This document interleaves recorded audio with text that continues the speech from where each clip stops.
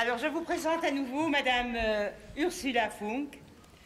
Après avoir conduit des recherches en Bolivie et en Guinée, et avoir travaillé comme coordinateur pour les ONG suisses, la Suisse-Aide, elle a joint l'Agence pour le développement et la coopération du ministère des Affaires étrangères comme responsable diplomatique au Bénin. En 2011, elle est devenue Senior Advisor responsable pour SDC de UN Women, ainsi que pour l'agenda de la promotion de l'égalité des sexes dans le contexte des États-Unis, de la Banque mondiale et les programmes bilatéraux pour combattre la violence contre les femmes et en faveur de l'autonomisation économique et politique des femmes et une gouvernance sensible au genre. Madame Funk, s'il vous plaît.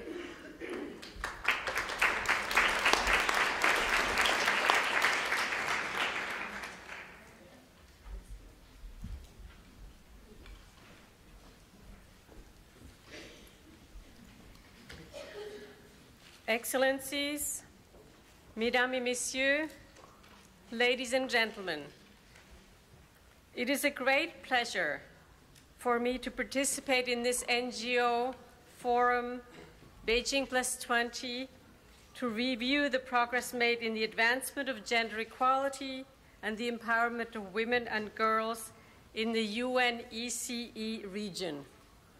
SDC, the Swiss Agency for Development and Cooperation of the Federal Department of Foreign Affairs of Switzerland, is very proud to sponsor this NGO forum in the international city of Geneva. On a personal note,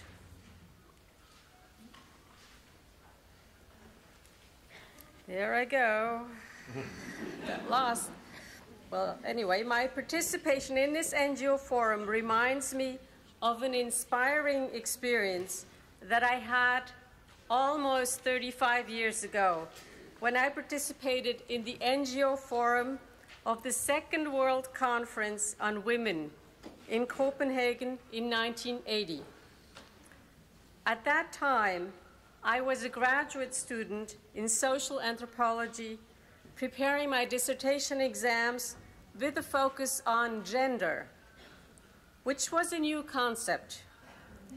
While in Copenhagen, everyone spoke of the participation or integration of women in development, and I always wondered why integration. I thought they were already in the middle of it.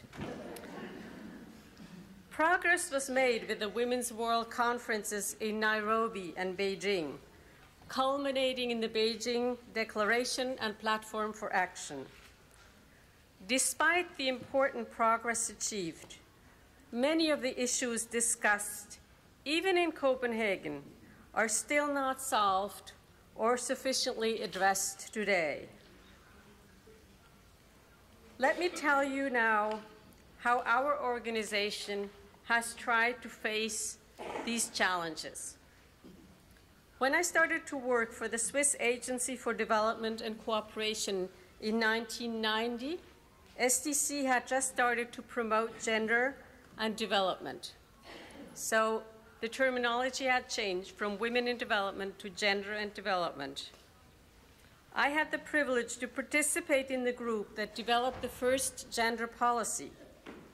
At the time, SDC had a large majority of men as professional and management staff who were not necessarily sensitive or open-minded to gender issues. In order not to create more resistance, the first policy adopted by SDC in 1993 we called for gender-balanced development instead of gender equality.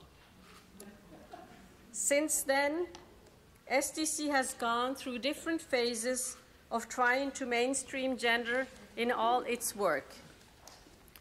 Besides the promotion of the policy and gender as a cross-cutting theme, gender training courses were offered for the staff. Given the slow progress, SDC decided a few years later to make gender an obligatory cross-cutting theme in all country programs.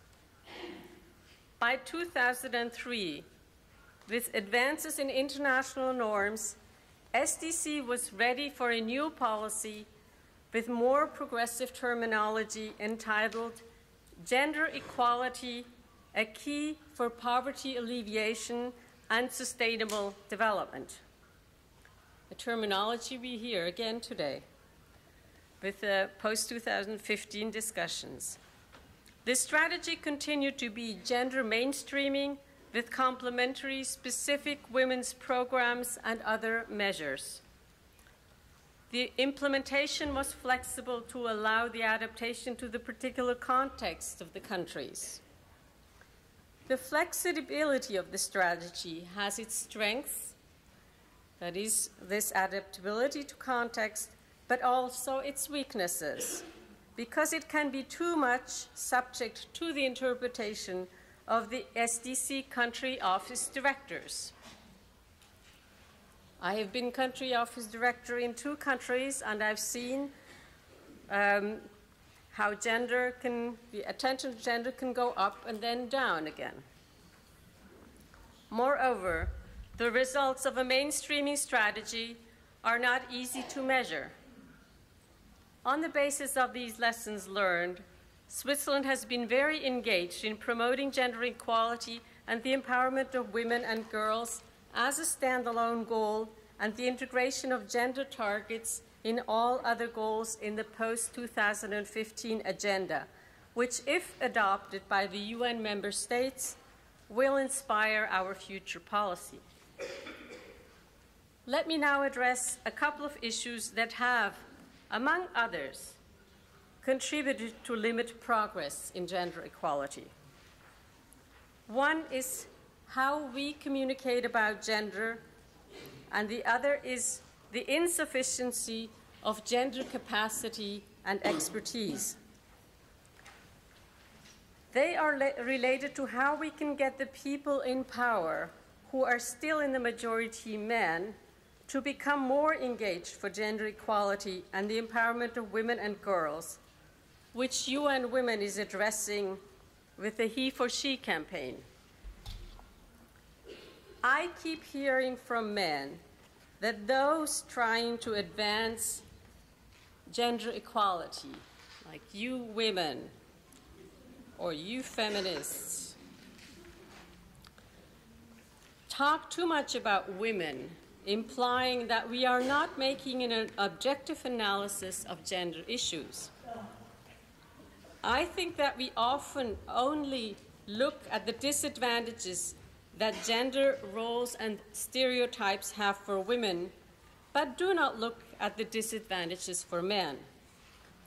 I postulate that the stereotypical gender roles are also constraining to men, and we need to analyze and recognize this. We need to communicate that the changes we want can also bring advantages for men who may suffer from the societal stereotypes and professional expectations on them, which, if they do not succeed, they are not valued. Second, the rhetoric around gender is often not clear.